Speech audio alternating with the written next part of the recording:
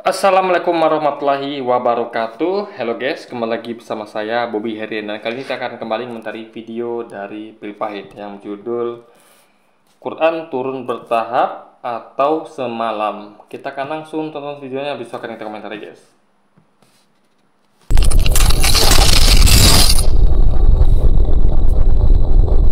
Ayat-ayat yang muhkamat, yaitu jelas, dan ayat-ayat yang mutashabihat atau tidak jelas. Untuk ayat-ayat yang mutashabihat, tidak seorang pun yang mengerti takwilnya kecuali Allah. Sekarang Anda katakan bahwasanya Al-Quran harus diterjemahkan, harus diinikan supaya kita mengerti, harus baca kitab tafsir. Di ayat Quran mana? Supaya paham Quran harus baca kitab tafsir. Abang sudah melakukan fitnah berkali-kali kepada Al-Quran ini, Bang. Abang sudah memfitnah dengan keji Al-Quran dengan mengatakan, Nih, edisi sok pintar. Ini saya terangkan guys ya. Gini, ada ayat-ayat tertentu yang itu hanya Allah yang tahu. Nah, jadi meskipun hanya Allah yang tahu, kita juga boleh menafsirkan. Cuman tafsirannya nggak boleh memastikan. Ya, ingat ya.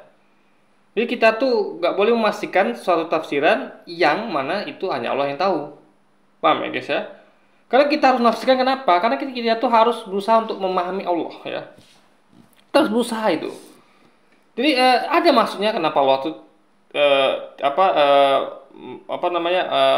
membuat suatu ayat atau menurunkan firman ya, berfirman itu yang kita nggak tahu artinya, cuma Allah itu ada sebab dan tujuannya ya. Cuman kita sebagai sebagai hamba itu harus berusaha memahami itu guys. Nah, kita sebagai hamba, yang penting kita tidak keluar dari kaidah penafsiran gitu loh, ya kan? Karena menafsirkan itu adalah suatu hal yang tidak masalah selama tafsirnya benar, ya. Jadi itu lebih baik dibandingkan kalau Anda tuh tidak peduli atau acuh guys. Nah itu sebabnya logika pikirnya.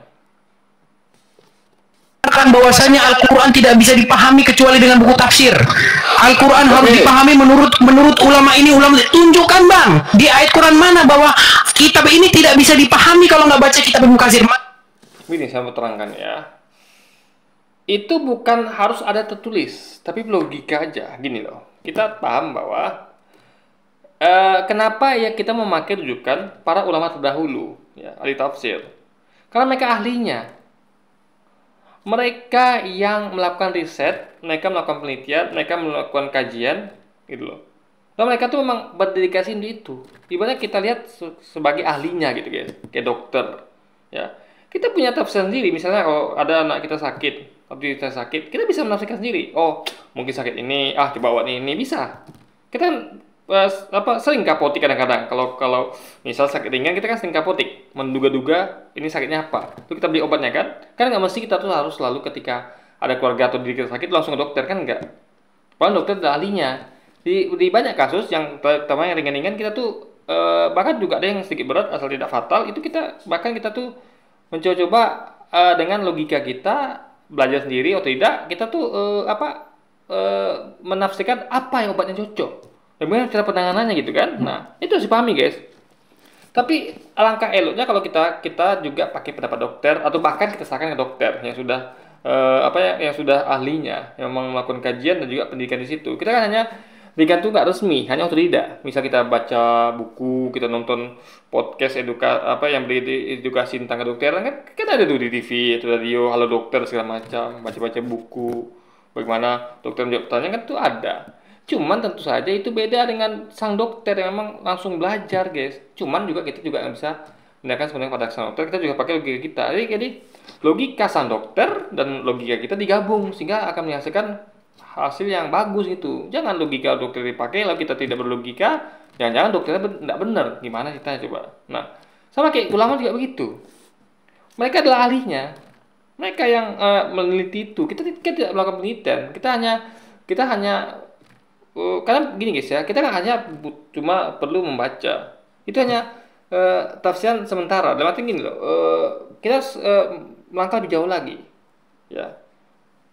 Misalnya gini, kayak ada orang ngomong ya, misalnya orang ngomong bla bla bla, bisa jadi yang kita tangkap berbeda dengan apa yang dimaksudkan. Itu sering terjadi, ya kan? Sering terjadi. Saya sering mengalaminya. Orang tuh, jadi dia ngomongnya begini dan saya counter attack, memang ngomong gitu, tapi dia ternyata bukan itu maksud saya salah ngomong gitu loh. Sering terjadi. Dia miskomunikasi itu sering terjadi, guys. Nah, yang bisa mengurai miskomunikasi adalah orang yang langsung ngobrol dengan orang itu, ya. Dan perlu pengajian lebih lanjut nih, orang nih sebenarnya menyampaikan apa gitu.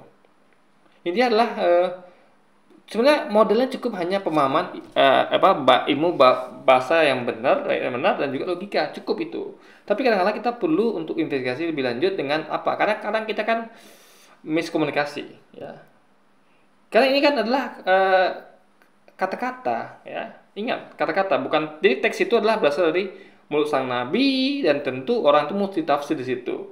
Kayak kita ngomong lah, gitu kan. Kita ngomong, bukan hanya nabi itu kan hanya menyampaikan firman Tuhan, ya, tapi juga menyampaikan hukum-hukum Tuhan dalam bentuk hadis, gitu kan. Jadi bagaimana role itu dikerjakan.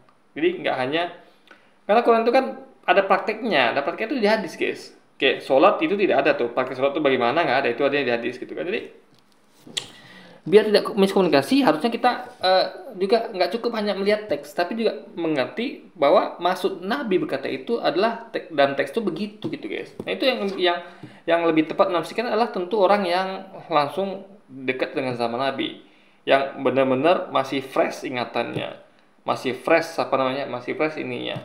Jadi dia sudah mendatangi banyak tempat untuk mengkaji sebenarnya Nabi itu maksudnya apa sih ngomong begitu, gitu loh. Kita kan hanya baca teks, mereka tidak. Jadi contoh gini lah, misalnya seorang presiden ngomong nih, bla bla bla. Lalu media menuliskan di perkataan-perkataan presiden atau menteri atau ketua partai atau apapun itu, ya, pejabat itu dituliskan di media. Dia cetak misalnya, bla bla bla, menteri ngomong ini atau presiden ngomong ini. Nah, kita hanya sebatas membaca. Kita baca, oh begini. Memang sudah benar dari segi pemahaman bahasa Indonesia benar dan logika, tapi ya ada orang-orang yang memang melakukan investigasi lebih lanjut. Dia kayak reporter TV datangi langsung kan, mengadakan interview atau wawancara, kan ada tuh interview wawancara. Ditanyakan lagi, maksud Bapak ketika ngomong di kemarin tuh di misalnya di habis acara event apa itu apa maksudnya? Kan dicecar di situ. Nah, itu yang dilakukan oleh para ulama ini, ahli tafsir ini. Mereka langsung investigasi ke lapangan, benar nggak orang yang ngomong itu, maksudnya apa sih Nabi itu. Sehingga kita tuh harus memakai segalanya, guys. Bukan hanya kita bersandar pada diri sendiri, kan banyak kepala lebih daripada satu kepala, dan kepalanya harus benar dulu gitu. Nah, kita sudah benar ketika kita pakai logika dan pemahaman bahasa yang benar, dan kita ulama itu tentu lebih bagus lagi. Dia melakukan investigasi, kita coba baca teks, guys. Nah, apalagi mereka juga menggunakan pemahaman bahasa yang benar dan juga logika juga gitu. Makanya ini adalah menjadi hasil yang sangat komprehensif dan sangat bagus sekali gitu.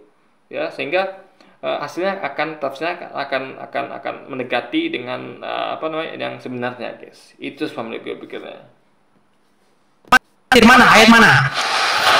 Itu nggak ada. Ya, berarti Anda telah berdusta lagi, Bang. Dusta. Berapa kali Anda berdusta?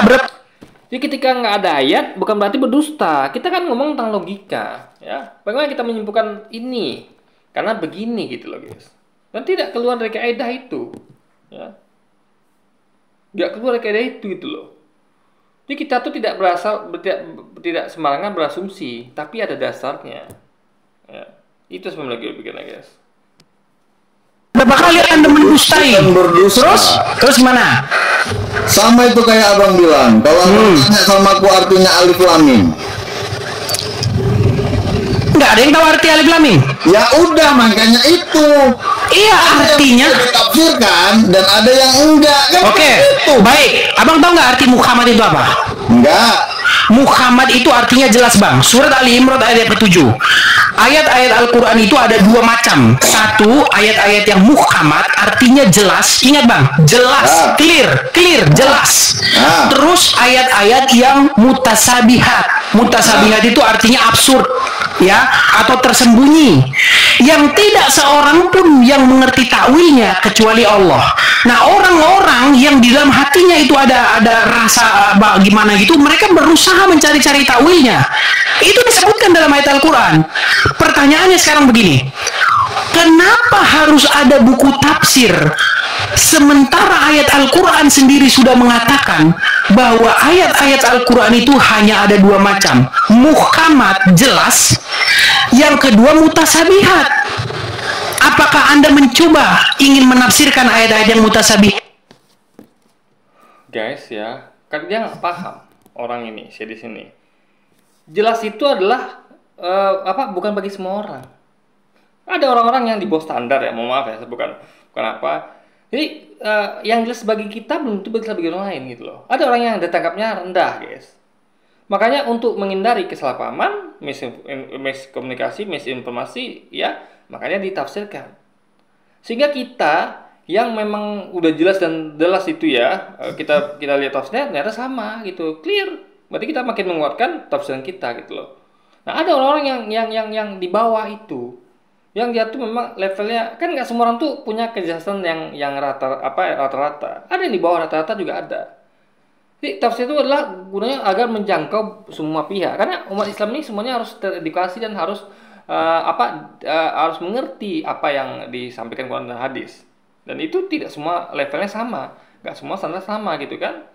Nah, jadi tafsir gunanya adalah untuk untuk membantu sesuatu yang meskipun jelas. Kalau ada beberapa orang yang ada banyak juga orang yang belum jelas, karena memang ada seorang yang standarnya kejelasan di bawah rata-rata, guys, untuk menangkap isi teks gitu atau isi firman gitu kan. Nah, itu sih paham logikanya. Jadi kalau gitu logikanya ya sama kayak gini ya. Guru misalnya menjelaskan tentang matematika ya, atau tentang apalah sejarah misalnya, atau fisika atau biologi. Itu kan sudah jelas misalnya ya misalnya kayak hewan pemakan tumbuhan namanya herbivora, pemakan daging namanya karnivora. Lalu kan dijelaskan lagi itu kan sudah jelas lalu orang bertanya kenapa kok namanya karnivora, apa udah jelas gitu kan, atau hal-hal lain lah. Intinya adalah gini, selagi ya nggak semua orang ditangkap sama, sehingga perlu dibuat penafsiran agar, dan ini adalah untuk sebagai menu untuk agar orang itu bisa ada rujukan perbandingan gitu, guys. Sama kayak misalnya gini, kayak yang sederhana, misalnya sakit, kita tahu kayak saya sebut merek kayak ini karena memang begitu, karena kayak saya misalnya saya sakit demam, saya biasa minum Inza. Nah, itu kan nggak semua orang paham. Ada juga orang yang di perkampungan nggak tahu itu Inza, obat apa itu kan. Nah, jadi kebanyakan orang tahu gitu, ya. Makanya obat-obat kayak Inza itu laku keras gitu kan. Nah, jadi guys, ini adalah kenapa disampaikan ya, agar orang itu merata pengetahuannya, gak hanya orang yang kejelasannya yang sampai saja yang ke situ gitu, guys. Itu semua lagi berpikirnya. Dan ini adalah yang nafsirkan pun bukan sembarang orang, tapi kayak dokter gitu, guys. Ya. Jadi meskipun kita tahu obat misalnya Inza, tapi kan dokter lebih tahu dari kita. Jangan-jangan ini bukan demam, ya kan? Jadi kita tuh tetap punya kekurangan. Sudah kita punya kekurangan. Kenapa? Karena kita tidak melakukan seperti yang mereka lakukan, yaitu melalui metode investigasi. Ya. Kita tidak melakukan investigasi, kita hanya baca teks dan menyimpulkan, menafsirkan berdasarkan pemahaman bahasa yang benar dan logika. Para di tafsir itu bukan begitu saja. Mereka tidak hanya sampai di situ. Mereka melangkah lebih jauh lagi, yaitu mereka melakukan aksi investigasi, riset, penelitian dan perbandingan, guys. Ya. Ini analogi sama kayak dokter dengan kita gitu. Maka kita percaya pada dokter, kita percaya pada ulama. Tapi kita juga harus pakai logika juga, guys. Digabung, dimix gitu loh. Itu semua logika pikirnya. Tabiat yang tidak jelas, atau apakah Anda ingin membuat sesuatu yang mubazir dengan menjelaskan sesuatu yang sudah jelas? Jadi sekali lagi Edis ini mengira semua orang tuh standar sama, ya. Ya, sama standar. Enggak semua orang standar sama. Itu yang pertama. Jadi kita juga memikirkan bagaimana orang-orang yang awam gitu kan. Kadang-kadang orang awam dikasih tahu jelas masih ngeyel gitu.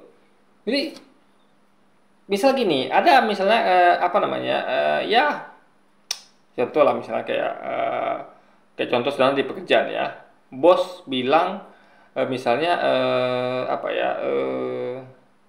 kerjakan ini gitu kan. Nah, itu kita yang sudah paham dan ngerti maksud bos, kerjakan ini. Nah, tapi sayangnya kita masih ada kerjaan lain. Tentu kita sebagai orang yang ragu bertanya, Bos tadi bilang menyuruh saya lewat orang lain, lewat si Anu, katanya saya tuh disuruh kerjain ini ya. Padahal saya masih ada kerjaan bos. Apa saya tinggalkan kerja saya dulu, lalu saya kerjakan ini lagi bos, atau saya kerjakan selesaikan dulu, atau atau saya selesaikan dulu baru saya lanjut ke tugas berikutnya, gitu guys. Ya kan gitu. Nah rupanya itu apa istilahnya, kucing di luar ya kan, apa berantem gitu. Tadi sampai mana ya? Coba tunjukin lagi ya. Tadi saya lupa sampai mana kita tadi. Silakan. Oke, aku harus jawab yang mana nih? Hadis Hajar Aswad atau yang mana nih? Dijawab yang bagian kenapa ayat-ayat yang muhkamat atau sudah jelas dijelaskan lagi. Oh, itu. Silakan. Oke. Al-Quran itu kan diturunkan bertahap kan? Menurut ayat Al-Quran, Quran itu diturunkan pada malam Lailatul Qadar. Bertahap. Oke, Lailatul Qadar terjadi berapa malam, Bang? Al-Quran itu diturunkan dalam masa 22 tahun, 2 bulan. Anda fitnah lagi. Kenapa saya bilang, Bang, Anda fitnah lagi, Bang? Memang menurut orang info yang Anda dengar, Quran itu diturunkan pada 22 tahun, 22 bulan, 22 hari, mungkin 22 jam, 20 detik, 20 menit, 22 menit ya. Saya begini, Bang, dengar Bang. Di dalam ayat Al-Quran selama 13 tahun saya baca, tidak pernah ada satu ayat yang mengatakan bahwa Quran itu diturunkan pada 22 tahun. Disney kira Al-Quran itu adalah buku apa gitu. Semua harus ada. Guys, itu Quran itu firman Tuhan. Bukan data bikinan manusia gitu loh. Bedakanlah firman Tuhan dengan data bikinan manusia. Kalau Anda bilang itu buku data bikinan manusia, ya bisa kita di Quran itu dicantumkan misalnya masa Quran turun. Ini kan bukan buku sejarah manusia.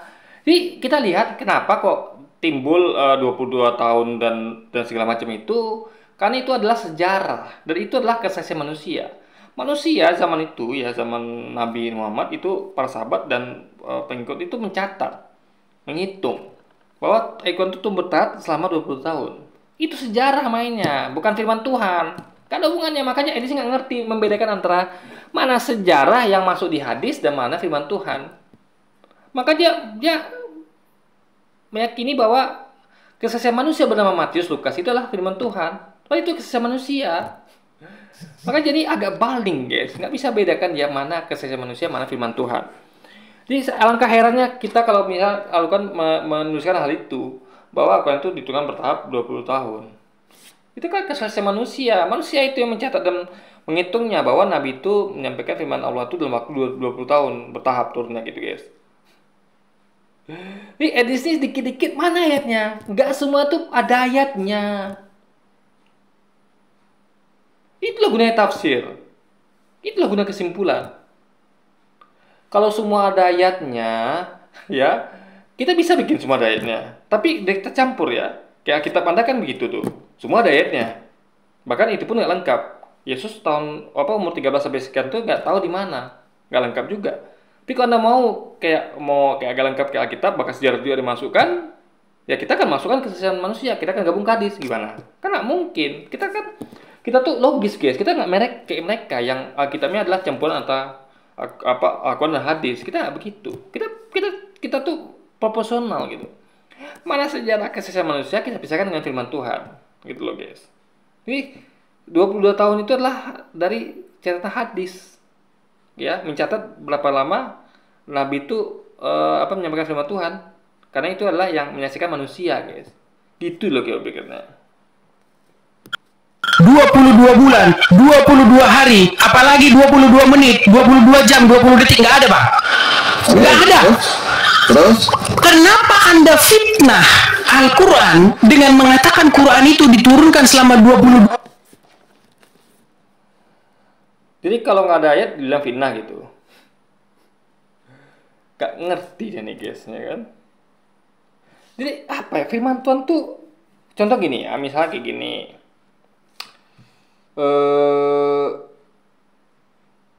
Prabowo misalnya mengatakan bahwa ya bahwa dia kayak Anies Baswedan mengatakan bahwa dia telah mengerjakan masalah kemacetan, banjir dan kependudukan di Jakarta. Itu saya juga Anies, dia menyebutkan bahwa saya melakukan itu selama 5 tahun, ya tahun pertama gini kan nggak sebutkan dia. Nah, ada orang lain yang menyaksikan yang menyebutkan itu, dan itu ada di media sama. Jadi ada misalnya saya adalah misalnya reporter atau penulis berita di media cetak atau di TV. Saya tuliskan gabungkan antara perkataan Anies ya mantan gubernur Jakarta dengan kesaksian orang-orang yang melihat kinerja Anies. Itu saya gabungkan sehingga jadilah data komprehensif ya bahwa kesaksian manusia, kesaksian orang-orang terdekat Anies atau warga sekitar yang melihat Anies bekerja bagaimana dan juga pernyataan Anies disinkron dan jadi tambah kaya guys datanya gitu. Cuma kita harus bedakan mana kata-kata Anies, mana yang info dari warga atau kesaksian orang selain Anies. Kita bedakan. Jadi kalau kita analogin Anies itu kayak Tuhannya gitu, kayak Tuhan gitu kan. Yang lain tuh ya kayak manusia-manusia biasa lah kayak Matius, Lukas atau Umar atau Abu Bakar. Itu lagi pikir yang nggak pahami oleh edisi ini dan pil pahit guys ya. Jadi Anda harus bisa bedakan mana firman Tuhan, mana kesaksian manusia. Kalau sudah diterangkan bahwa 22 tahun itu kan Tuhan, berarti itu adalah dari kesaksian manusia yang mencatat dan melihat menyaksikan periode ketika Nabi pertama kali menyampaikan Al-Quran hingga terakhir dia menyampaikan Al-Quran guys. Ya, itu yang saya pahami logikanya. 22 tahun, 22 bulan dan seterusnya. Sementara ayat Al-Quran mengatakan bahwa Quran itu diturunkan pada satu malam Lailatul Qadar. Apakah malam Lailatul Qadar berlangsung selama 22 hari 22? Itu bukan semua ayat ya. Itu adalah ayat pertama ya. Paham nggak logika pikirnya? Ya. Mulai turunnya Quran guys. Gitu loh ya. Jadi sebagai simbolisnya sama gini ya, ada kita mau bangun apa gitu, apartemen atau apapun itu, hotel atau apapun itu kan ada groundbreaking istilahnya. Nah jadi hotel ini dibangun groundbreakingnya pada tanggal sekian. Itu groundbreakingnya, bukan hotelnya atau bukan tempatnya guys. Jadi dia kira bahwa Quran itu adalah sama kayak buku yang turun gedebuk di langit, enggak. Tapi Nabi nyampaikan tuh ayat itu adalah sepotong-sepotong atau mungkin beberapa ayat gitu kan, atau mungkin bisa satu surah gitu kan. Intinya adalah Quran itu turunnya tidak seperti buku yang gedebuk dari langit, enggak. Makanya nggak mungkin Quran itu turun dianalogikan sebagai turun di mana Al-Quran itu ada artikan sebagai, makanya baca tafsir. Apa maksudnya bahwa Al-Quran itu diturunkan pada malam Lailatul Qadar? Anda baca tafsir itu bukan kalau Anda ngerti bahwa Quran itu bukanlah buku yang turun dulu lagi, Anda akan ngerti bahwa itu adalah sebagai simbolis gitu guys, groundbreaking itu ya, simbol bahwa Quran itu pertama kali turunnya di situ, mulai ayat firman pertama itu di situ guys. Itu soal pikirnya. Bulan 23 tahun? Silakan bang. Ya. Silakan. Lanjut, silakan. Al-Quran nggak ada bilang, hadis bilang, Nabi dan sahabat-sahabatnya bilang. Tunjukkan hadisnya. Kalau abang cerita, Abang dusta lagi loh bang, tunjukkan hadisnya. Abang berdusta lagi. 13 tahun saya baca belum pernah ketemu ada gitu. 22 tahun 2 bulan mana? Yang mana bang? Hadis mana? Proses. Dusta lagi dia bang nih, dusta. Berkali-kali Anda berdusta. Hadis mana? Tunjukkan bang, hadis mana? Oke. Al-Quran saya ikuti kamu. Seandainya saya ikutin kamu, Al-Quran diturunkan pada malam Lailatul Qadar. Ya, Anda cek di hadis riwayat Ibnu Abbas. Ya, dikatakan situ ya, kurang lebih bunyinya adalah Quran diturunkan sekaligus pada malam Qadar dan sisanya sesudah itu adalah bertahap selama 20 tahun. Itu hadis dari riwayat Ibnu Abbas. Ada hadisnya gitu. Ini bukan fitnah. Si Edison nggak pernah baca hadis gitu kan. Apalagi Pil Pahit yang cuma bisa ngutip-ngutip doang gitu kan. Silakan bang. Ya. Silakan.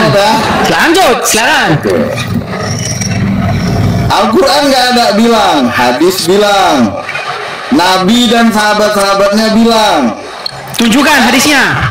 Kalau abang cerita, kalau abang Coba Anda ketikkan ya, hadis riwayat Ibnu Abbas ya, tentang apa yang mengatakan bahwa Al-Quran itu diturunkan sekaligus pada malam Qadar dan sisanya bertahap selama 20 tahun. Itu ada hadisnya, riwayat Ibnu Abbas. abang cerita, Abang dusta lagi loh bang, tunjukkan hadisnya. Abang berdusta lagi. 13 tahun saya baca belum pernah ketemu ada gitu. 22 tahun, 22 mana? Yang mana bang?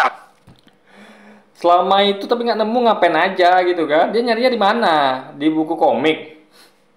Maka saya bilang ya, ini orang nggak mungkin selama itu nggak. Saya aja mencari ya. Saya barusan googling gitu kan. Dapat sama saya guys. Nggak perlu saya cari lama-lama sampai 23 tahun. Sebentar saja. Mungkin sekitar 1 menit langsung saya dapat guys. Ya, Anda juga bisa. Anda ketikkan saja di Google. Anda keluar nanti itu. Ya, hadis-hadis itu yang berhubungan dengan turunnya Al-Quran secara bertahap selama 20 tahun itu keluar nanti guys.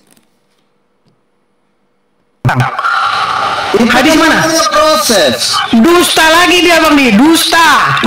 Berkali-kali Anda berdusta. Hadis mana? Tunjukkan bang, hadis mana? Oke. Al-Quran saya ikuti kamu. Seandainya saya ikutin kamu, Al-Quran diturunkan pada malam Lailatul Qadar. Memang itu ayat yang tertulis, bukan itu ayat Al-Quran bang. Tertulis ayat itu dalam Al-Quran. Kalau Anda baca Quran, Anda akan temukan ayat yang berbunyi bahwa Al-Quran itu diturunkan secara bertahap dan bagian demi bagian biar kamu mengerti. Itu ada ayatnya di Al-Isra, nggak salah saya lupa ayat berapa. Ya. Jadi Filipait tidak tahu bahwa ayat Quran itu ada, ya, yang menjelaskan itu, gitu loh. Bahwa diturunkan bertahap, ya, bagian demi bagian, ya kan, ayat demi ayat, agar kamu mengerti. Ada kan Quran itu diturunkan malam Lailatul Qadar. Siapa yang mau mengerti, gitu loh. Sama kayak murid itu kan belajar selama 3 tahun. Murid SMA, SMP 3 tahun, SD bahkan 6 tahun, kuliah mungkin 4 tahun. Itu kan menyampaikan ilmu itu bertahap. Coba Anda bayangkan ada anak SD atau SMP, SMA atau kuliah, tiba-tiba gurunya langsung satu malam menyampaikan semua ilmu itu. Pelajaran hari ini, malam ini kita akan belajar. Anggaplah malam Lailatul Qadar kita ganti ke malam Minggu. Guru datang. Ayo anak siap. Saya akan menerangkan Quran kan 30 juz itu guys. Saya akan sampaikan kepada kalian 30 juz materi pelajaran fisika. Apa enggak tewas muridnya? Apa enggak puyeng mendengar dan menerima? Jangan lagi memahami. Mendengarnya mereka udah ngantuk. 30 juz dalam ilmu yang menyampaikan satu malam. Informasi yang ditangkap satu malam. Makanya nggak mungkin guys. Makanya bertahap. Gitu loh. Jadi intinya adalah dia nggak ngerti bahwa firman Tuhan itu adalah bukan berlaku seperti Anda firman Tuhan itu adalah edukasi kepada manusia, ya. Informasi edukasi untuk mengetahui apa sih mau Tuhan itu dikasih tahu bertahap pada manusia, nggak sekaligus karena manusia tidak mampu menangkapnya, ya. Kasih satu kalimat aja belum tentu ada paham, apalagi dikasih 30 juz gitu. Jadi Filipait atau edisi nggak ngerti metodologinya gitu. Sama kayak Yesus kan berkeliling ke rumah-rumah ibadah untuk memberitakan Injil karena Allah. Dia berkeliling dulu untuk memberitakan, artinya nggak sekali 2 kali, bukan sekaligus, tapi bertahap. Ya, Yesus lakukan itu. Itu logikanya. Firman Tuhan itu disampaikan bertahap. Karena Anda satu kalimatnya Anda belum tentu paham, apalagi mau sekaligus gitu kan. Diturunkan yang turun. surat Al-Qadar. Baca Al-Qadar yang pertama. Loh? Kok ketawa? Abang kok ketawa? Surat pertama yang turun apa? Oh, abang tanya surat yang pertama turun. Bukan tanya di mana ayat itu. Oke, menurut umat Islam, surat yang pertama turun itu adalah Al-Alaq. Ya, Iqra. Nggak ada tanggalnya, Bang. Di dalam Quran nggak ada tanggalnya. Gimana sih abang nih? Ya itu tadi Nabi menjelaskan ke sahabat-sahabat. Di mana Nabi menjelaskan bahwa surat Al-Alaq itu diturunkan tanggal sekian? Di mana? Abang dusta lagi. Bang, ingat Bang, ada hadis yang mengatakan begini. Hadis mengatakan begini. Barang siapa yang mengatakan sesuatu dengan membawa-bawa menisbatkannya kepadaku padahal aku tidak mengatakan. Kan sudah dikatakan Quran itu turun sekaligus pada malam Qadar dan sisanya ya bertahap selama 20 tahun. Hadis dari riwayat Ibnu Abbas. Itu nih tidak paham. Ya kan? Ini nggak mesti itu adalah kesaksian manusia. Sama kayak Anies Baswedan mungkin ya menjelaskan detail berapa lama dia kerja ngapain aja, itu kan dia hanya menyampaikan esensinya. Ini nggak berarti itu nggak ada. Itulah tugas dari saksi mata. Kita bertanya kepada warga, benar nggak Anies begitu? Apa Anda lihat dari sosok Anies? Karena mungkin Anies itu gembar-gemburkan dirinya bahwa misalnya kayak apa pendapat Anda dengan Pak Anies? Apakah dia orang bagaimana? Warga bilang bahwa dia tuh pintar, sayang kepada rakyat kan gitu. Anies kan mungkin bilang begitu. Ya. Saya adalah orang pintar. Kan kayak gitu. Makanya harus ada tambahan dari saksian, guys. Jadi itu sih pahami, nggak semua tuh harus ada dari firman Tuhan, harus ada kesaksian juga. Karena hal-hal yang kayak 22 tahun itu kan tidak ada firman Tuhannya. Makanya harus butuh saksi mata untuk menyaksikan berapa lama sih periode Nabi Muhammad itu ketika dihitung dari ketika menyampaikan firman Tuhan yang pertama sampai firman Tuhan yang terakhir gitu, guys. Mengatakannya, maka hendaklah ia menyediakan tempat duduknya di neraka. Jadi abang harus siap-siap nih menyiapkan tempat duduk abang di neraka nih. Karena abang menuduh Muhammad mengatakan itu, padahal Muhammad tidak mengatakannya. Abang pernah dengar malam nuzul Quran? Menurut malam nuzul Quran itu dikatakan malam Lailatul Qadar, Bang. Itulah. Beda. Oh, itu salah. Beda. Tunjukkan dalilnya. Dalilnya, Bang, tunjukkan dalilnya. Malam nuzul Quran itu adalah malam di mana Al-Quran diturunkan dan itu namanya malam Lailatul Qadar. Dan itu jatuh pada tanggal 17 Ramadan. Saya bacakan ayatnya, Bang. Surat Al-Qadar yang pertama ya, Bang ya. Enggak, coba Abang buka aja di Google. Apa itu arti malam Lailatul Qadar? Kok Google? Berarti Google lebih tinggi daripada Quran? Bukan. Loh, semua di situ. Ini Adis nggak ngerti lagi. Google itu maksudnya adalah dia itu kan Google tuh isinya adalah bukan robot, bukan AI, tapi dia tuh dia tuh mengutip dari berita-berita atau sumber-sumber informasi, misalnya Wikipedia atau pendapat para ulama, ahli hadis dan segala macam, kan gitu. Jadi Google tuh bukan orang, bukan sesuatu yang dia tuh info itu dari dirinya, nggak gitu. Google itu adalah tempat penampungan, ya, informasi dari mana saja, ya, dari para ulama, dari tafsir. Itu yang harus dipahami. Masa Google lebih pintar daripada Quran? Saya bilang ya, Quran itu adalah perlu ditafsirkan agar orang tidak salah tafsir. Kalau memang dia kitabnya rata-rata, ya bagus. Kalau gimana kalau biasanya di bawah itu bisa salah tafsir? Contoh kayak misalnya ayat-ayat yang dikira untuk perintah bom diri, kan nggak semua orang paham. Pas sudah jelas disampaikan di situ ayatnya, kalau orang bunuh diri misalnya, nah itu kekal di neraka. Tapi kan nggak semua orang paham ayat jelas begitu, kan nggak semua orang mengerti. Makanya perlu ahli tafsir sehingga orang-orang yang di bawah kejelasan di bawah rata-rata itu mengerti, guys, gitu loh. Atau bukan hanya orang yang di bawah kejelasan rata-rata, tapi orang-orang yang cuci otaknya. Minimal ada perbandingan bahwa nggak benar ya apa yang dikatakan oleh para pelaku bom diri, ternyata yang benar adalah ini dari tafsir ini, guys. Nah itu sebab logika berikutnya. Bilang Google di Quran nggak ada bahwa Quran itu turun tanggal sekian nggak ada. Itu perhitungan yang dilakukan oleh para ulama, Bang, bukan ayat Quran. Ulama itu mendapatkannya dari para sahabat itu mendapatkannya dari Nabi. Para sahabat sendiri, tabiin nggak ada bilang bahwa tanggal sekian, nggak ada. Abang jangan fitnah. Jadi kenapa fitnah terus? Umat Islam adalah malam nuzul Quran, Bang, 17 Ramadan. Malam puasa aja, Bang, di negara kita Indonesia tercinta beda. Ini puasa tanggal sekian, apalagi yang jauh di sana. Itu masalah hisab. Iya, karena Anda langsung beda, kamu Bang, lari ke situ. Karena Anda sudah kamu tahu nggak perbedaan malam nuzul Quran dengan malam Lailatul Qadar? Kalau betul kamu 13 tahun baca Al-Quran. Baik, saya bacakan ayatnya, Bang, ya. Nih, Bang, saya bacakan surat Al-Qadar ya, Bang, ya. Nih. Nih, sesungguhnya surat Al-Qadar ayat yang pertama Bang ya. Nih, sesungguhnya kami telah menurunkan Al-Quran pada malam Lailatul Qadar. Bahasa Arabnya, Inna anzalnahu fil Lailatul Qadar. Kenapa abang nggak percaya dengan ayat Al-Quran? Saya percaya. Abang lebih percaya. Maka baca lainnya Al-Isra, ya. Ngerti nggak dia nih? Diturunkan bukan sekaligus begitu, tapi bertahap, ya. Bagian per bagian gitu, guys. Gitu loh. Jadi Nabi itu menyampaikan apa ya, dari awal Iqra itu ya, dari Jibril itu ya, itu bukan Nabi menyampaikan kepada pengikutnya, tapi adalah Nabi menerima. Di fase antara Nabi menerima di malam itu dengan dia menyampaikan kepada para sahabat itu aja sudah berbeda waktunya. Malam itu dia menyampaikan kepada istrinya dulu, ya. Yang apa namanya, yang menyelimuti dia karena dia ketakutan ketemu Jibril itu kan, suatu sosok yang belum pernah dilihat oleh dia sebelumnya. Yang tentu dia takut, ini siapa gitu.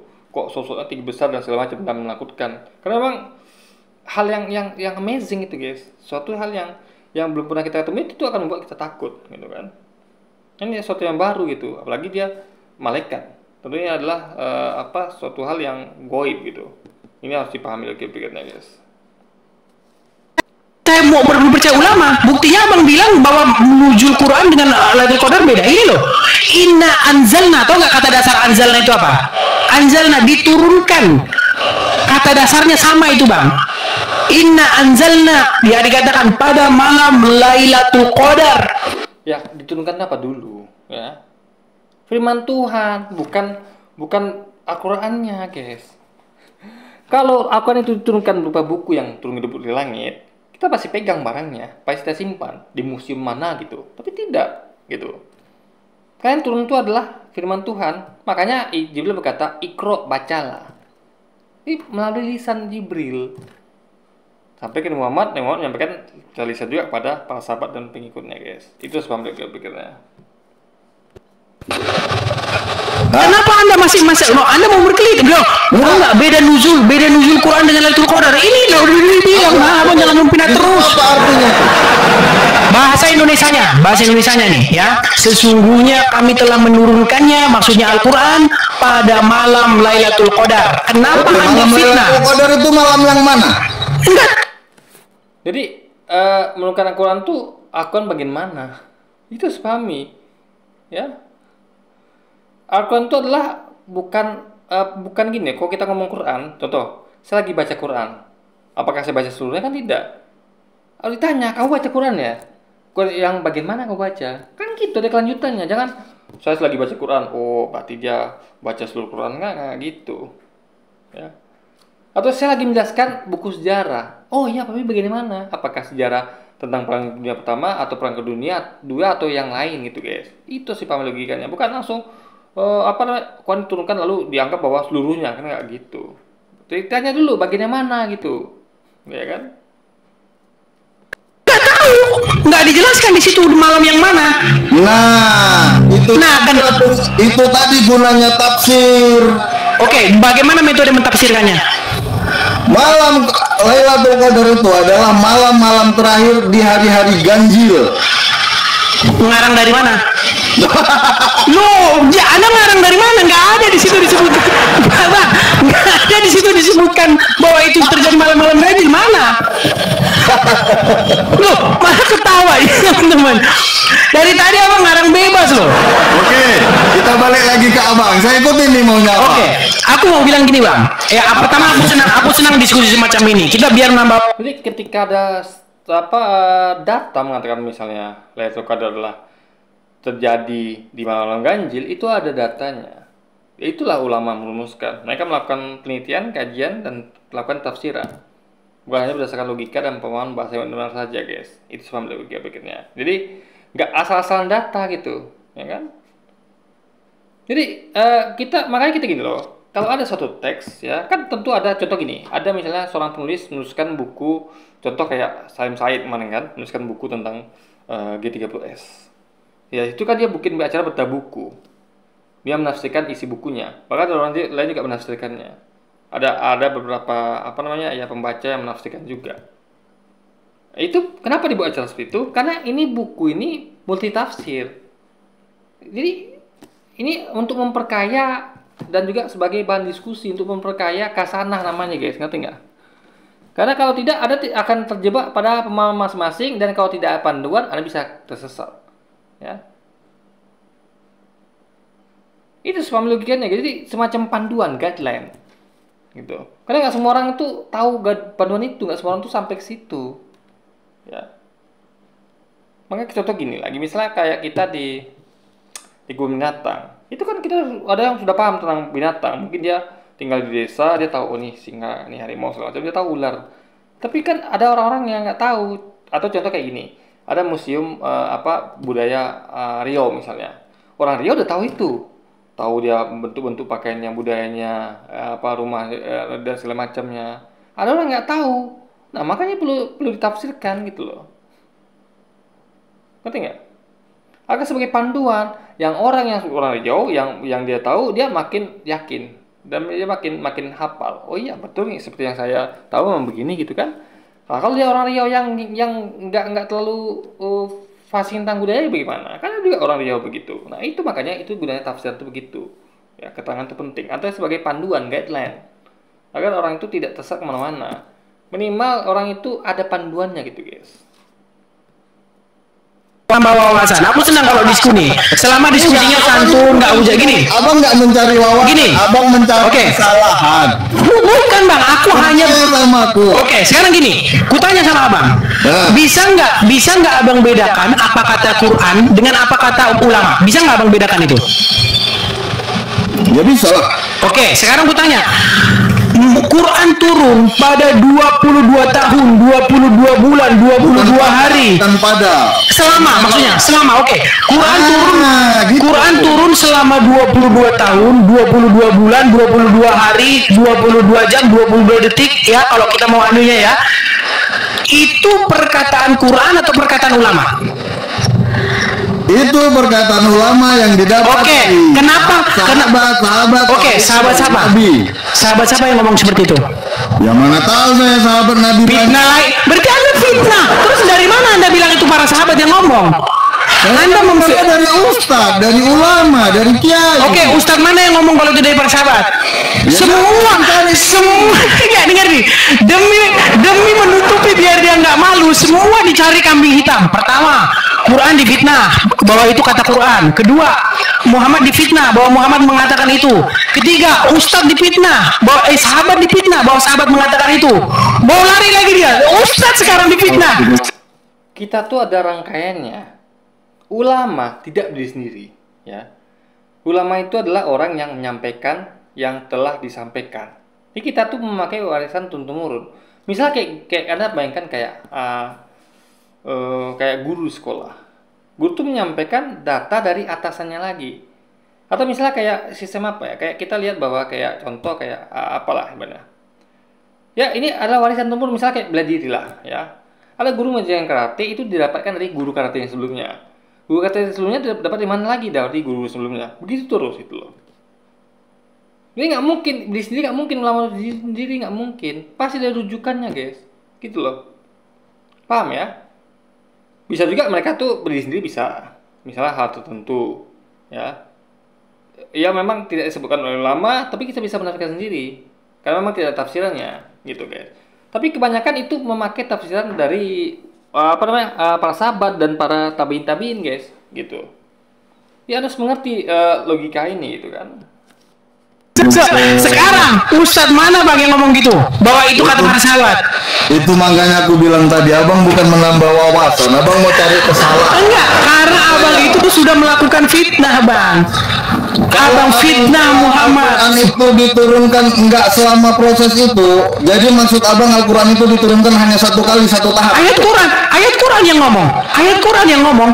Bang, Quran itu diturunkan pada satu malam Lailatul Qadar. Surat apa? Surat Al-Qadar ayat yang pertama. Surat yang pertama turun. Tadi udah saya jawab bang, surat Al-Alaq. Iqra bismillah. Terus surat yang kedua kapan turunnya? Bang, itu pun bang ya, itu menurut ulama bang, nggak ada dalam Al-Quran itu dibilang bahwa ayat yang pertama turun tuh surat Al-Alaq bang. Kalau abang belajar Al-Quran di IAIN atau di studi-studi Islam bang, di situ banyak sekali bang, di antara para akademisi itu mereka berdebat apakah benar surat Al-Alaq ini yang pertama, apakah Al-Fatihah ini yang pertama. Bang, itu semua perdebatan bang. Jadi bedakan apa kata Quran dengan apa kata ulama. Kan jelas ya, kenapa itu yang pertama? Karena jelas itu pertama kali menerima wahyu. Maka dia tuh ketakutan, nggak biasa bagi dia. Kalau ini bukan yang pertama, dia harusnya kan slow saja. Ngerti nggak logika dia nih? Ketika Jibril datang di Gua Hiro, menyampaikan Iqra bacalah. Kenapa itu yang pertama? Logikanya harus jalan ini, si di sini. Karena waktu itu ketakutan, belum pernah dia menerima wahyu sebelumnya, baru kali ini. Sehingga itu adalah sesuatu yang baru dan asing bagi dia.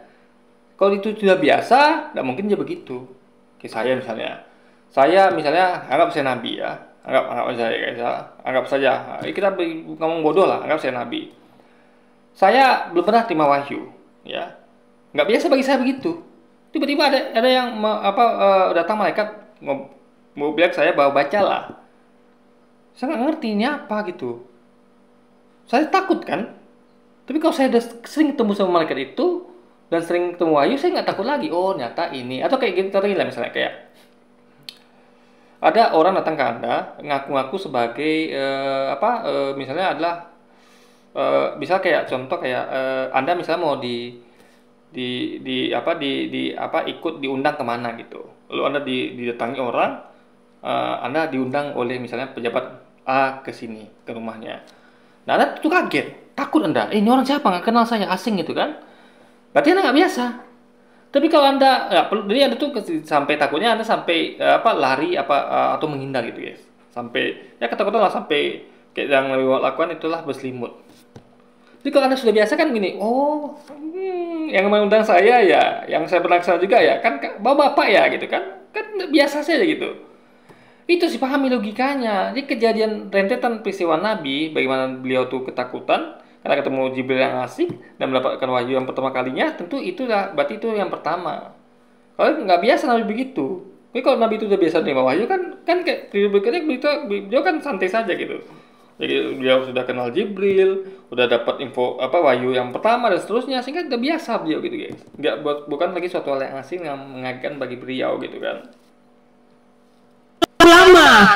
Kalau surat Al-Alaq, bang, kalau surat Al-Alaq itu surat yang pertama, itu bukan kata Quran, bang, itu kata ulama. Abang tuh harus bisa bedakan itu. Oke, itu tadi abang bilang kata ulama ya. Oke, coba tunjukkan dalam Al-Quran bahwa surat Al-Alaq surat yang pertama. Di mana? Ya saya ngikut ulama. Bukan ikut Quran. Ulama kan dari Quran dapatnya. Di mana ada Al-Quran bahwa surat Al-Alaq yang pertama? Pernah nggak dengar hadis Nabi? Bang, dengarkan. Abang bilang bahwa ulama mengikuti Al-Quran. Kutanya sekarang, di Quran mana yang bilang bahwa surat Al-Alaq adalah surat yang pertama? Ayo. Ada Jadi begini, ketika dikatakan ulama yang Quran, bukan berarti juga harus ada ayatnya. Kan bisa disimpulkan. Ngerti nggak Dani ya? Kesimpulan guys, ngerti nggak kesimpulan? Jadi apa namanya ya? Sesuatu itu teks itu kita baca buku teks apa gampangnya. Contoh kayak kita baca buku teks sejarah, ada kisah tentang Pangeran Diponegoro yang bunyinya bla bla bla bla dan seterusnya gitu kan. Nah, tentu ada sesuatu yang bisa kita simpulkan. Oh nyata kayaknya ini taktik yang dia kan itu kan dibedah lagi tuh. Bagaimana strateginya Pangeran Diponegoro? Pan teks itu nggak ada. Jadi ada orang-orang mengizinkan itu gitu loh. Ya, membuat lagi buku khusus kan. Strategi Pangeran Diponegoro berperang melawan penjajah Belanda. Dijelaskan detailnya. Kenapa Diponegoro ini kenapa begitu? Kapan buku sejarah nggak begitu? Hanya kisahnya saja. Tapi ada buku khusus yang menjelaskan tentang strategi itu dibedah secara detail gitu loh. Paham nggak logika pikirnya? Sama misalnya kayak perang antara Rusia Ukraina. Kan data yang ada adalah Rusia pakai ini, helikopter segini, bom segini, Ukraina tidak begitu. Kan hanya itu datanya. Data real di lapangan. Tapi untuk membedahnya, strateginya bagaimana itu kan harus ada lagi pembahasan tersendiri. Harus ada tafsiran lagi. Oh kalau Rusia bomnya segini, Ukraina segini, Rusia akan menang. Itu kan ada lagi pendetailannya guys. Gitu loh. Semua tuh nggak bisa berdiri sendiri, harus ada yang harus ada yang penjelasannya agar orang bisa mengerti lebih dalam, lebih detail, lebih lengkap, guys. Gak hanya sebatas permukaannya saja, gitu, guys. Sejarah kan? Berarti bukan Quran. Loh, Itu kan literasi. Ya, di mana literasinya? Mana literasinya dalam Quran? Wahai orang-orang beriman, ya ayyuhallazina amanu. Surat Al-Alaq ini adalah surat yang pertama, mana ayatnya? Jadi nggak ngerti bedakan antara firman Tuhan mana kesaksian manusia, nggak ngerti dia. Ya. Misalnya hadis yang menceritakan Nabi, bagaimana Nabi ketemu Jibril, lalu apa, ya kan? Detailnya itu di kesaksian manusia yang hadis itu. Orang-orang yang mencatat peristiwa itu. Ini mereka tuh mencatat peristiwa itu berdasarkan kesaksian dari manusia dan keterangan Nabi dan istrinya. Ya. Bukan firman Tuhan. Beda, guys. Makanya apa ya? Kayak di Alkitab itu kan ada kesaksian manusia. Itu sebenarnya sah-sah saja. Masalah adalah Anda tuh menggabungkan keduanya, sehingga Anda bisa bedakan mana firman Tuhan, mana kesaksian manusia. Kita jelas mana firman Tuhan, Quran, mana kesaksian manusia itu hadis. Jelas kita tahu bedanya. Kalian tidak tahu bedanya, karena kalian tuh menggabungkan antara kesaksian manusia dengan berita-berita yang disampaikan Yesus tentang Injil Kerajaan Allah itu, guys. Oke, menurut abang bukan al-alaq yang pertama. Ngarang bebas lagi. Enggak, menurut abang yang pertama itu bukan al-alaq. Baik, saya punya studi saya selama 13 tahun mendalami Al-Quran. Ya, kalau abang tanya menurut saya surat yang pertama, justru saya mau tanya ini, saya nggak mau langsung jawab. Saya tanya, kenapa Al-Fatihah ditaruh yang pertama? Karena Al-Fatihah artinya pembukaan. Ya, kenapa di situ pembukaan sementara Anda bilang yang al-alaq yang pembukaan yang pertama? Bagaimana mungkin itu bisa terjadi? Pernah dengar asbabun nuzul? Asbabul nuzul itu juga beda-beda, Bang. Abangku, dengarkan. Menurut riwayat ini, asbabul nuzul, saya kasih contoh. Surat At-Tahrim ayat yang pertama. Ya, wahai Nabi, mengapa engkau mengharamkan apa yang dihalalkan Allah bagimu? Engkau hendak menyenangkan hati istri-istrimu. Menurut asbabul nuzul Syiah, kata begini ya, sama terangkan ya. Al-Quran itu kan bertahap, ayat demi ayat, bagian demi bagian. Dan Al-Quran tuh ada nggak ya? Turunnya tuh ada asbabul nuzulnya. Misalnya ayat Quran yang turun ketika Nabi sedang berperang. Itu tujuannya adalah agar ngasih tahu Nabi harus bagaimana dan ngapain, dan apa harus dilakukan Nabi dan segala macamnya. Nah, jadi harus disusun rapi, guys, gitu loh. Sama kayak misalnya kayak presiden, kan firman Tuhan tuh sama kayak kata-kata presiden atau kata-kata siapapun itu. Firman kan perkataan Tuhan, firman Tuhan perkataan Tuhan, sama kayak perkataan presiden atau menteri atau segala macam. Itu kan menteri kan ngomongnya pisah-pisah itu. Di kesempatan A, B, C. Nah, kita kan merumuskan, kita susun itu. Jadi perkataan Nabi itu kita susun. Tidak mengubah perkataan menterinya atau presidennya, tapi kita susun. Presiden ngomong ini, ngomong ini, bukan itu ya, menteri menyampaikan bahwa presiden ngomong ini, itu kita urutkan. Ya, kita urutkan gitu, guys. Misalnya gini contoh ya,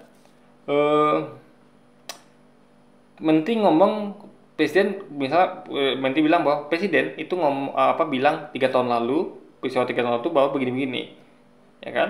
Tapi dia ngomong itu setelah dia menyampaikan berita terbaru, misalnya baru kemarin nih presiden ngomong bla bla bla. Kan kita harus ngurutkan dari perkataan presiden 3 tahun lalu yang hari ini, baru lanjutkan hari ini, bukan yang hari ini baru yang 3 tahun lalu. Karena kan berarti kan mundur. Ya, kita harus berjalan maju, guys. Itu harus dipahami logika pikirnya loh. Jadi disusun lagi. Firman Tuhan yang secara berai yang disampaikan bertahap itu disusun lagi. Nah, itu yang jadikan Quran yang kita baca sekarang. Ini nggak langsung nyampe firman langsung dicatat disusun, nggak gitu, guys. Ya. Karena itu adalah berupa firman-firman Tuhan itu adalah berupa sesuatu yang secara berai, karena fasenya tuh berbeda gitu, guys. Ya. Ada nuzulnya disusun berdasarkan itu, gitu loh, guys. Itu apa logika pikirnya. Tanya bahwa ayat ini sehubungan dengan diharamkannya madu ketika Muhammad meminum madu di rumah Hafsah. Baru ada yang ngomong lagi kedua, Ya, menurut Asbabun Nuzul si B dikatakan bahwa ayat ini sehubungan dengan budak yaitu Maria Kipti, bahwasanya Muhammad mengharamkan budak Maria Kipti, tidak akan lagi menggaulinya. Ada lagi beda-beda itu semua, Bang, jangan bilang gini. Udah? Iya, artinya silakan. Oke. Sekarang Abang sudah merasakan nih, panggung merasakan bahwa Abang bukan orang pengalaman di sini ya. Udah mulai merasakan ya. Saya nggak berpengalaman, saya nggak berpengalaman. Nah, gitu. Gitu baru diakui. Baru diakui, Mas. Alangkah lebihnya kalau kita tidak berilmu, kita mengakuinya. Maka kita memakai pendapat para orang yang berilmu. Dibandingkan dengan apa Edis, yang aku berilmu, gayanya selangit ternyata nol. Dia nggak bisa bedakan antara firman manusia dengan firman manusia. Firman Tuhan dengan kesan manusia. Ya, kacau, guys. Ini mending low profile, ya. Akui kita nggak berilmu, tapi kita memakai ilmu para ulama kan bisa, gitu. Nah, kita pakai logika juga gitu, ya. Ini ilmu kita, ini gini loh, contoh misalnya gini ya, ada anak SD yang cerdas misalnya, dia cerdas ini, tapi dia belum belajar tentang pelajaran SMP, karena belum diajari, tapi dia sering baca buku SMP, gitu loh, atau minimal dia tuh mendengarkan lah, guru SMP menjelaskan, dia tahu, nah dia ngaku tidak berilmu, kenapa? Karena dia belum diajari secara langsung, guys, ilmu tuh hanya mendengar, paham ya, nggak resmi. Gak dia memang betul-betul udah sampai tahap SMP. Tapi dia low profile, dia mengatakan saya tidak berilmu, saya mendengarkan guru menjelaskan begini.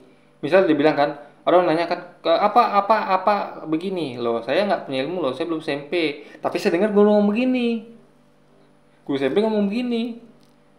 Itu lebih baik dibandingkan ada orang kan, saya sudah belajar saya sudah masuk SMP, padahal dia SD-nya belum lulus gitu kan.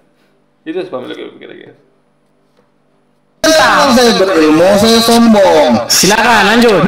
Dan ketika saya baca Quran pun, saya nggak mau bilang saya dari kecil baca Quran, nanti jatuhnya sombong. Jangan. Biasanya memang saya akui saya fakir ilmu. Ya. Sekarang tadi saya tanya tentang nuzul Quran. Abang percaya nggak ada nuzul Quran itu? Percaya ada nuzul Quran atau diturunkannya Al-Quran. Kalau dalam Quran itu apa artinya? Nuzul bukan nuzul Quran. Asbabun nuzul itu apa artinya? Sebab-sebab turunnya, sebab-sebab datangnya, sebab-sebab munculnya. Percaya nggak adanya tentang sebab-sebab itu? Atau apa pandangan abang tentang sebab itu? Iya, latar belakang, artinya latar belakang yang memunculkan ayat itu. Iya, percaya. Oke, percaya kan? Ya. Satu surat atau beberapa ayat dengan ayat lain mempunyai asbabun nuzul yang beda nggak? Ya, justru ini menjadi kajian yang menarik. Karena begini, Bang. Nah, Di dalam itu dulu jawab. Ya, tadi kan pertanyaan Abang kan Asbabun nuzul antara satu surat dengan surat yang lain, atau satu surat tapi beda ayat dengan ayat yang lain, itu asbabun nuzulnya beda nggak? Baik, saya jawab ya Bang ya. Justru ini perdebatan. Jawaban, Bang, saya cuma butuh jawaban. Ini sebenarnya simpel ya. Kalau Edis nih paham apa itu asbabun nuzul, dia ngerti bahwa itu adalah sebab akibat. Jadi kenapa ini turun? Kenapa ini turun? Itu artinya ada dulu pemicunya, baru ini turun. Artinya nggak mungkin sekaligus. Karena ada pemicunya dulu. Misal contoh kayak perang Badar, turun Al-Quran. Pemicunya apa? Asbabun nuzulnya apa? Perang Qadar. Lalu turun ayat misalnya fitnah terhadap Nabi bini-bini, turun ayat. Itu periode ketika Nabi kena fitnah. Menjelaskan ayat Quran itu adalah menjelaskan bahwa Nabi tidak begitu. Artinya ini menjadi bukti bahwa itu tidak turunkan sekaligus, tapi bertahap, guys. Itu aja nggak paham si Edis. Kalau dia ngerti apa arti asbabun nuzul ya, bahwa itu adalah turun Al-Quran itu adalah punya sebabnya, pemicunya, tentu ada timelinenya. Karena pemicu. Ya, tiap ayat itu ada pemicunya. Ada asbabun nuzulnya, ya, berdasarkan peristiwa apa yang terjadi. Nah, Allah langsung menyampaikan firman-Nya untuk manusia itu belajar bahwa oh ini begini. Jadi langsung ada case-nya gitu, ya. Sama kayak kita misalnya kayak Anda bayangkan ada guru menjelaskan teori dengan guru yang beda dengan satu lagi yang bisa praktek. Jadi ketika guru nih buih mulutnya di kelas tuh ngomong teori, tapi praktek yang nggak ada kan lebih bagus praktek. Misalnya kayak misalnya kayak api kalau apa kebakaran itu ditutup pakai karung yang basah berisi air, itu apinya akan padam, lebih cepat padam. Nah, jadi ketika itu dilakukan baru ngomong guru. Nah, itu namanya dalam pelajaran kimia atau fisika atau kimia, IPA atau begini-begini. Kan murid dipaham, oh itu tuh Pak contohnya, oh itu tuh rupanya prosesnya. Jadi tiap ada kejadian guru menerangkan, itu lebih bagus namanya. Misal kayak kita praktek, ada jelaskan satu buku teori tentang bagaimana kita memperbaiki mobil yang rusak. Mending yang bagus itulah, karena makan effort juga, karena lebih bagus dan langsung nampak praktiknya. Mending guru itu ya datang langsung bawa mobil ke bengkel dan langsung jelaskan. Dia pertama membuka dulu murmurnya, ya kan, pakai kunci ring pas atau kunci T atau apapun itu, dijelaskan begini, habis lakukan dijelaskan, itu kan lebih masuk guys, bertahap gitu kan. Nanti kayak pembongkaran mesin itu kan nanti dibuka dulu dia baru bisa menyentuh mesin, bertahap gitu, itu lebih masuk, lebih dimengerti dibandingkan dia tuh teori di kelas tapi nggak ada praktiknya gitu. Dia bisa langsung kasih contoh praktiknya guys, itu yang penting ya kan. Beda tidak, itu aja. Iya, perdebatan bang. Jawabannya perdebatan. Kenapa saya bilang perdebatan? Contoh bang, saya kasih contoh. Menurut pandangan abang, menurut pandangan saya, menurut pandangan saya berbeda-beda, tapi ada masalahnya. Kenapa saya katakan ada masalahnya? Contoh, saya kasih contoh bang. Saya kasih contoh. Mengapa ada satu ayat tapi beda asbabun nuzul? Menurut si ini latar belakangnya ini. Menurut si ini latar belakangnya ini. Artinya kita nggak tahu pasti apa benar itu latar belakangnya itu. Karena menurut tafsir A ini disebabkan karena ini, tapi menurut tafsir B bukan karena itu. Makanya saya bilang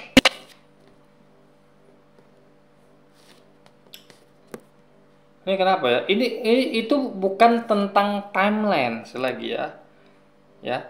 Jadi itu ngomong tentang satu waktu ada beberapa peristiwa. Contoh kayak Nabi Finah apalah gitu. Nah, itu timeline jelas. Kejadian itu ayat itu turun ketika Nabi difitnah. Tapi ada yang menjelaskan bahwa ini adalah untuk menjawab si ini atau ini menjawab si ini. Bukan menjelaskan tentang timelinenya. Timeline sudah jelas di situ. Paham ya? Di Asmaul Nuzul itu timeline sudah jelas. Yang masih perdebatan itu bukan timelinenya kapan. Ya. Tapi adalah yang mana yang dimaksud oleh firman ini gitu loh. Ya.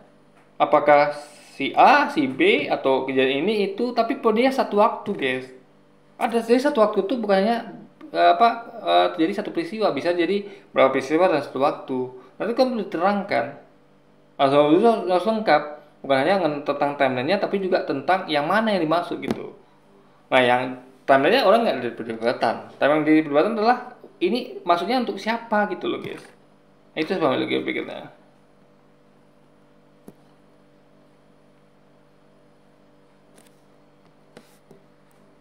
Ini loading lama. kasih contoh misalnya, wahai orang-orang yang beriman, contoh misalnya, diharamkan bagimu khinzir, kemudian darah dan lain sebagainya. Ayat itu ada bang, pengulangan dalam Al-Quran. Saya tanya sama abang, ayatnya sama, kembar, diulang berkali-kali, bagaimana mungkin asbabun nuzulnya jadi satu? Itu kan juga perdebatan bang, jadi abang harus berpikir sejauh itu. Silakan. Apa tanggapan abang tentang asbabun nuzul? Abang tadi bilang, ya betul berbeda-beda gitu kan? Ya. Dan lagi yang beda pendapat itu adalah bukan pada timelinenya, tapi siapa yang dimaksud di situ. Pemicunya tuh apa? Bukan kapannya. Contoh selagi ya. Misalnya ada statement presiden yang mengatakan bahwa kemarin tuh ya kita harus begini-begini. Nah itu presiden tuh sedang merujuk pada siapa? Gitu loh. Ada yang mengatakan bahwa presiden merujuk kepada si Anu, atau yang lain ngomong kepada si Anu. Kan itu yang berbeda, bukan timelinenya. Orang semua jelas mencatat bahwa presiden itu ngomongnya misalnya hari A, tanggal A, jam A, kan jelas itu guys. Itu sih pahami logika pikirnya. Orang tidak lagi ada perbedaan di situ. Yang berbeda adalah siapa yang ditujukan oleh asbabun nuzul itu gitu loh. Ya, itu yang jadi perdebatan, bukan hal yang esensial gitu kan. Yang bukan maksud bukan juga esensial, tapi hal pokoknya adalah timelinenya gitu loh. Kita kan ngomong azul itu kan adalah kan kita bahas kan tentang turunnya Quran itu secara bertahap, makanya harus jelas timelinenya, dan timelinenya sudah jelas. Yang belum jelas itu yang menjadi perdebatan adalah untuk siapa yang ditujukan. Karena itu dari tafsiran itu. Karena kalau Quran Tuhan itu kan, kalau Tuhan ngomong itu kan harus kita tafsirkan. Ya. Gak semua orang punya kebiasaan rata-rata, dan orang itu tentu beda tafsiran. Makanya perlu ada panduan. Nah, itulah yang dilakukan oleh para ahli tafsir, guys. Panduan agar kita tuh terarah untuk menafsirkannya, guys. Gak asal-asal tafsir gitu. Karena gak semua orang tuh punya tingkat kejelasan yang sama atau bahkan tinggi. Enggak. Banyak juga yang orang punya kejelasan yang rendah gitu, guys. Tebal. Iya, dan debat itu whatever lah, mau debat itu mau apa whatever. Saya nggak ke situ poinnya. Poin saya adalah kalau asbabun nuzul itu bisa beda-beda, apakah tidak mungkin Al-Quran itu diturunkan dalam bertahap? Nah, justru itu yang menjadi penyebab perdebatan di sini. Kenapa ayat Quran sendiri mengatakan bahwa Quran diturunkan pada malam Lailatul Qadar? Karena Anda ngerti konteksnya, ya. Sama kayak kenapa saya baca Quran pada malam Lailatul Qadar? Bukan berarti saya baca seluruh Quran. Kamu lagi ngapain, Bob? Lagi baca Quran. Kapan? Malam Kamis. Ada simpulkan bahwa Bobby baca Quran malam Kamis berarti dia baca seluruh Quran. Kan nggak gitu. Kamu harus tanya saya lagi. Quran bagian mana yang kamu baca, Bob? Gitu loh. Jadi ketika ada yang mengatakan bahwa Quran diturunkan pada malam ini, tanya dulu, itu Quran, tafsirkan dulu, itu Quran yang bagian mananya. Gitu. Makanya semua itu dihubungkan, dikorelasikan, nggak asal-asal aja.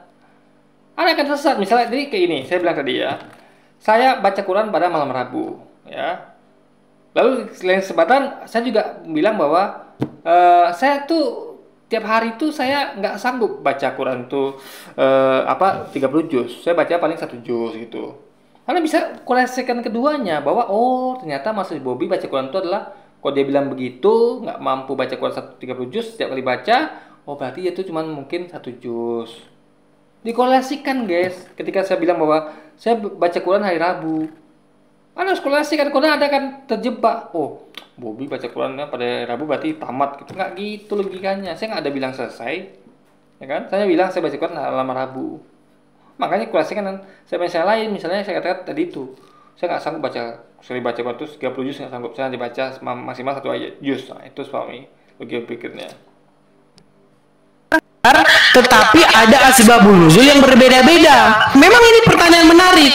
Karena ini jatuhnya muaranya gini, Bang. Karena aku udah 13 tahun dalam Al-Quran. Gini, Abang tahu nggak bahwasanya di dalam Al-Quran mendalami 13 tahun Al-Quran tapi hasilnya 0, guys. Bukan 0 juga, masa tuh apa ya, ngawur gitu loh. Gimana bilangnya ya? Al-Quran, Muhammad dituduh mempelajari Al-Quran dari orang-orang azam. Tahu nggak itu? Itu bohong, karena Muhammad Ayat Al-Quran, Bang. Ayat Al-Quran sendiri yang ngomong. Muhammad sengaja dibuat Tuhan tidak pandai baca, tidak pandai tulis. Bukan. Perhatikan, Bang. Di dalam Al-Quran dicatat bahwasanya Muhammad dituduh mempelajari Al-Quran ini dari orang-orang ajam. Tahu nggak, Abang, itu ayat itu? Kan dituduh, berarti belum tentu melakukan. Jadi kita begini loh, saya informasikan bahwa si Anu dituduh orang melakukan itu. Saya sedang informasikan, tinggal Anda meneliti benar apa tidak gitu loh, guys. Tapi bukan berarti itu benar gitu loh. Namanya kan sedang menyampaikan bahwa Neo itu dituduh gitu, ya. Ketika dikatakan bahwa Neo melakukan itu baru. Ini dituduh, bisa nggak ngerti arti kata dituduh itu apa, gitu kan? Kan itu dituduh. Iya, Mbak. Sekarang kita buktikan apakah tuduhan itu benar atau tidak. Salah. Oke, Anda buru-buru, Anda gegabah mengambil. Oke, kita buktikan. Jadi kalau Tuhan ngomong bahwa Nabi dituduh, berarti Nabi yang nggak dituduh. Simpel itu gitu loh. Jadi dituduh berarti nggak benar, selesai. Paham ya? Belum ada bukti, nggak ada bukti, gitu loh. Misalnya ada orang dituduh kayak kemarin kasus Vina, ada orang dituduh membunuh Vina, memperkosa Vina gitu kan. Nah, itu kan adalah apalagi yang menyampaikan adalah langsung Tuhan yang mengutus nabi tersebut, artinya itu hanya tuduhan. Tuhan membela nabinya, gitu loh guys, ya kan? Itu sih paling lagi berpikir seperti itu. Salah. Baik, kita buktikan. Bisa baca tulis. Baik, kita dari mana? Baik, kita buktikan Bang, kita buktikan. Di dalam surat Yusuf ayat yang pertama, ya, kami turunkan Quran ini di dalam bahasa Arab supaya kamu memahaminya. Itu di dalam surat Yusuf ayat yang pertama atau kedua itu, ya. Di dalam bahasa Arab itu maksudnya adalah disampaikan dalam bahasa Arab. Jadi bukan teksnya turun. Jadi dia tuh selalu memainkan turun itu adalah teks. Enggak gitu, ada sempit kali pikirannya. Perintah presiden turun pada hari sekian. Apakah perintah itu berupa teks? Cek dulu. Jangan-jangan perintah itu turun melalui pidato presiden di TV. Itu sepahami, jadi kata turun bukan berarti teks ya, bukan berarti hanya teks gitu. Lihat dulu konteksnya. Nah, ketika ngomong bukan teks, artinya nih itu memang nggak perlu juga bisa baca tulis. Kenapa? Karena bukan teks. Baca tulis kan berhubungan dengan teks. Kalau disampaikan lisan kan nggak perlu baca tulis. Contoh, ada orang yang kerjanya tuh hanya sebagai juru bicara, tapi dia nggak pada baca tulis dia. Nah, sebagai juru bicara dia tuh hanya tugasnya gampang sekali. Dia hanya tinggal mengutip ulang, menyampaikan apa yang orang itu sampaikan. Apa dia perlu baca tulis? Tidak perlu dia bisa baca tulis. Dia hanya perlu kemampuan untuk mendengar dan berbicara, sudah selesai. Nggak ada, karena hubungannya bukan ke teks. Dia lisan itu hubungannya kepada pendengaran dan lisan. Ya, kalau teks baru butuh baca tulis, bisa baca, bisa nuliskannya. Nah, itu sebab lagi. Jadi teks itu beda dengan lisan. Kalau lisan tidak butuh baca tulis. Kalau teks baru butuh baca tulis. Nah, sekarang saya tanya sama Abang. Berarti semua bahasa di dalam Al-Quran itu adalah bahasa Arab, betul? Ya. Oke, berarti kalau di dalam Al-Quran ada yang bukan bahasa Arab, berarti tuduhan bahwa Muhammad belajar Quran dari bahasa orang ajam itu berarti menjadi benar, betul? Salah. Kok salah? Orang nggak paham yang abang bilang ini apa? Nah, ini terlalu tinggi memang. Ini terlalu tinggi bagi abang. Abang belum sampai ke sini. Terlalu tinggi. Oke lah bang. Tadi cuma nanya asbabun nuzul loh. Iya, aku bilang itu perdebatan bang. Abang 13 tahun belajar Al-Quran ya. Tadi abang bilang surat yang pertama turun adalah Al-Alaq. Bukan aku yang bilang. Menurut umat Muslim, bahwa surat pertama. Ya silakan. Oke. Ini series ini lebar kemana-mana deh, ya kan? Terus surat Ini sebenarnya gampang sekali. Kalau dia ngerti apa itu asbabun nuzul, bahwa Quran itu adalah ada sebab turunnya, artinya dia tahu bahwa itu nggak mungkin secara sekaligus, pasti bertahap. Karena ada peristiwa yang memicu turunnya Quran itu. Misalnya peristiwa perang Badar, peristiwa ketika Nabi itu mau dibunuh, peristiwa ketika para sahabat itu lagi dikejar-kejar, peristiwa ketika Nabi pertama kali ditemui Jibril. Ada asbabun nuzulnya, berarti ada periode waktunya. Karena asbabun nuzul itu adalah peristiwanya tuh kapan, guys. Itu sebab lagi begini. apa yang terakhir turun? Menurut lagi ya, menurut umat Muslim bahwasanya surat yang terakhir itu kalau tidak salah apa itu ya? Tapi 13 tahun belajar Quran. Bukan bang, gini, ayat atau surat? Surat. Kalau Ini gaya meninggi 13 tahun belajar Quran. Apa yang pelajari? Tanya gitu ya. Saya tidak pernah mengatakan saya belajar Quran 13 tahun. Ada yang saya nggak tahu, ya kan? Tapi ini udah sombong, nggak bisa jawab gitu kan? Makanya kita tuh harus low profile guys, gitu loh. Karena kalau kita begitu, apa beda kita sama ulama? Apa beda kita dengan orang-orang yang ahli tafsir gitu loh? Maka kita tetap butuh mereka sebagai bahan rujukan perbandingan. Makanya hindarilah, saya sudah belajar Quran 13 tahun. Itu sombong namanya. Low profile saja gitu. Kata beliau ya ada kasih argumentasi yang logis. Biar orang bisa bandingkan. Cukup sudah. Gak perlu kasih mukodimah bahwa saya 13 tahun belajar ini tuh ngapain coba, hasilnya ngawur gitu kan. terakhir apa ya? Aku nggak ingat aku malahan. Jadi 13 tahun itu ngapain aja? Mendalami Quran bang. Ya namanya orang mendalami itu pasti mendalami sejarahnya juga. Asbabun. Iya, sejarahnya beda-beda bang. Ya dari semua perbedaan itu nggak ada satu pun yang bertangkap. Bukan gini, karena aku ingin konsentrasi. Gini bang, aku mau konsentrasi belajar Qurannya, bukan mau pendapat-pendapat di luar bang. Karena banyak sekali omongan-omongan yang ada di luar yang tidak ada dalam Quran. Contoh yang barusan abang fitnahkan, bahwasanya Anda disuruh untuk pergi ke. Dia kira firman Tuhan itu adalah suatu hal yang mentah, ya, atau suatu yang masak gitu. Enggak. Tuhan tuh bukanlah guru atau bukanlah apa ya. Kita tuh perlu menafsirkannya lagi gitu loh guys, ya kan? Maka Nabi itu menafsirkannya dalam bentuk lain, yaitu hadis itu tadi, ya. Ini firman Tuhan yang bicara tentang praktek sholat, ya kan? Itu yang nggak ada prakteknya. Nabi menjabarkannya dalam bentuk hadis khusus. Bagaimana praktek sholat itu Nabi contohkan gitu guys. Itu loh. Jadi komunikasi antara Nabi dengan Tuhannya itu kompleks ya, kompleks sekali. Dan itu adalah masih mentah. Makanya ada dua tadi, ada yang ayat yang sudah jelas, ada yang belum. Mentah masih, kita harus mematangkannya.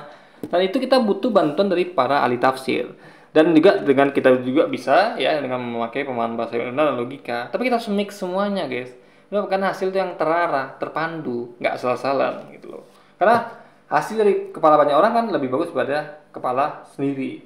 Dan itu harus kepala-kepala yang logis ya, jangan kepala yang nggak logis. Jadi pilih siapa ulamanya, pilih siapa ahli tafsirnya, jangan sembarangan. Jangan pula pilih ahli tafsirnya edis ini, kacau nanti. Yang ngaku 13 tahun belajar Quran tapi hasilnya zong dan ngawur guys. Ada di bukan. Ini kan salah satu. Ini kan ada awal nih. Abang tadi berhasil nih menjawab surat yang pertama diturunkan Al-Alaq. Oke, mau menurut siapa lah whatever. Ada yang awal, pasti ada yang akhir. Surat apa yang diturunkan? Iya. Kalau setahu saya itu bang, di situ ayat yang terakhir itu yang berbunyi telah kusempurnakan Islam sebagai agamamu, seperti itu. Itu ayat yang terakhir menurut mereka. Tapi begini bang, yang ku bilang gini loh. Semua itu adalah pendapat-pendapat yang itu adalah ayat terakhir dalam hal asbabun nuzul. Turunnya terakhir. Tapi di Quran tidak disusun seperti itu. Paham nggak? Disusun lagi guys. Jadi bukan ayat terakhir di Quran. Ya, ngerti nggak? Ini kata-kata firman Tuhan yang berceceran itu, yang diturunkan berdasarkan Abu Nuzul itu disusun lagi dalam bentuk buku. Itu pakai pada porsinya guys. Itu loh. Ini yang pertama tadi dia harus bahkan dia ngerti berarti kan? Kalau bukan ngerti dia berarti serang-serang dia tuh mengakui bahwa itu ayat turunnya pada kejadian Nabi Muhammad itu hari-hari haji terakhir gitu. Makanya kira-kira bahwa pada ini telah kusempurnakan agama ini kepadamu, ya kan? Itu kepada haji wada atau haji perpisahan. Artinya dia harusnya salah nggak salah dia tuh tahu bahwa itu timeline jelas. Jadi antara yang pertama tadi bacalah di Gua Hiro sampai pada waktu Nabi Muhammad tuh mau wafat di haji perpisahan terakhir itu guys. Berarti kan beda timelinenya guys. Berarti kan jelas tuh. Ya, mana yang ikut kapan diturunkan, waktu Nabi Muhammad masih umur sekian berapa, ya, mana ketika ayat yang tadi itu diturunkan ketika Nabi itu mau wafat. Kan itu timeline namanya. Berarti terbukti tidak sekaligus tapi bertahap. Nah, itu aja nggak paham, guys. Yang tidak ada di dalam Al-Quran, yang Al-Quran sendiri tidak menyebutkan itu. Makanya tadi ku bilang bang, konsentrasiku bukan tentang pendapat-pendapat orang, tetapi dia mau menguliti Quran tanpa adanya perbandingan. Kacau guys, ya. Misal gini contoh ya, kita aja lihat di mana-mana misalnya kayak bedah buku lah misalnya. Itu kan bedah buku tuh kita bagusnya kita tuh mendengarkan pendapat juga. Misalnya ada bedah buku Salim Said, bedah buku si Anu. Itu kan mereka menafsirkan apa yang disampaikan oleh penulis buku ini gitu loh.